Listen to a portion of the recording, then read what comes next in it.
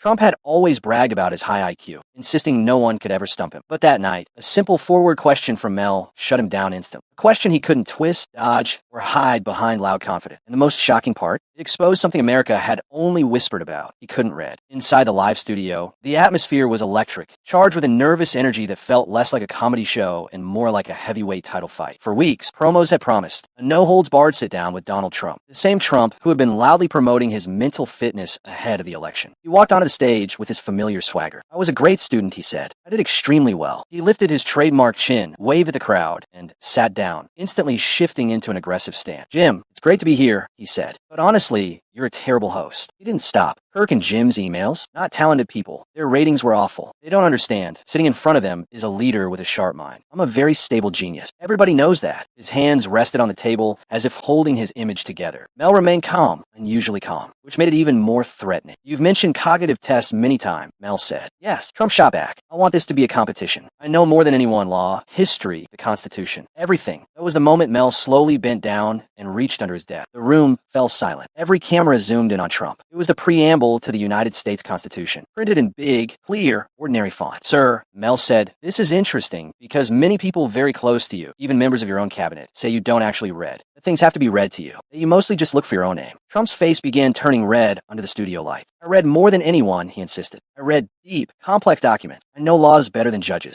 But before he could finish, Mel slid the paper across the table. "Then please," Mel said quietly, read this aloud. Just the first few lines. The camera tightened on Trump's face. America held its breath. Trump looked at the paper. His eyes narrowed. His lips moved, but no sound came out. The preamble. "It's beautiful," he muttered, trying to stall. "It's about the people. We're going to take care of our people. We're going to make our country great aga." "No, me non interrupti softly. I don't need a summary. I want the words." The actual words written on the page. Now the air felt heavy. Each second stretched longer than the last. Trump looked again. 1 second, 2, 5. His eyes darted around like someone trying to read a map in a language they didn't recognize. Then the excuses started. "The lighting is terrible. You need to fix your lights. This font, it's a disaster. Who printed this?" And suddenly, the paper slipped from his hands and fell to the floor with a loud thud. The audience froze. Not a whisper, not a breath. Trump wiped sweat from his forehead. He couldn't read the page. He couldn't speak. He couldn't escape. Mel looked at him steadily, not like a host, but like a surgeon cutting through layers of denial. "Sir," he asked quietly, "can you read it?" The question was simple, but devastating. Trump opened his mouth. No words came out. His eyes flicked to the fallen paper. For the first time in his public life, he had no answer. He couldn't say yes, because he'd have to read. He couldn't say no, because his entire persona would collapse. He was trapped inside his own silence. Suddenly, he stood up, so fast his mic hit the stand with a sharp metallic clang. "This is a setup," he shouted. But the room wasn't with him anymore. The fallen paper was louder than his accusation, a silent witness to the truth that had just unfolded. Those 4 simple words. Can you read it? Did what no debate, no opponent, no press conference could ever do. For the millions watching at home, as the camera zoomed in on the preamble, only one question kept echoing across the internet. If you call yourself a stable genius, shouldn't you at least be able to read the first sentence of the Constitution? That night, a myth collapsed. Not with a scandal, not with a courtroom drama, but with silence. Trump's own silence, exposed under the brightest lights in America. If you enjoyed this breakdown and want more powerful political moments like this, don't forget to like the video, subscribe to the channel, and hit the notification bell so you never miss a new upload.